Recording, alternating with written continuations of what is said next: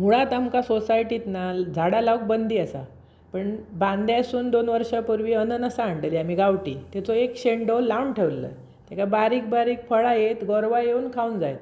पण आज याक फळ इल्ला होता, म्हणजे आतां खूप दिवस त्याच्यावर लक्ष होतो, पण हल्ली त्याच्यावर लक्ष ना.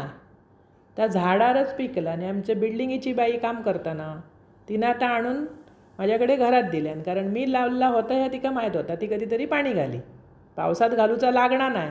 आता उन्हाळो सुरू झाल्यामुळे ती घालूक लागा. तिनं आणून दिल्यान तर 2 दिवस घरात तसाच ठेवले. नाही तर तुमका मी झाडारच दाखवणार होते.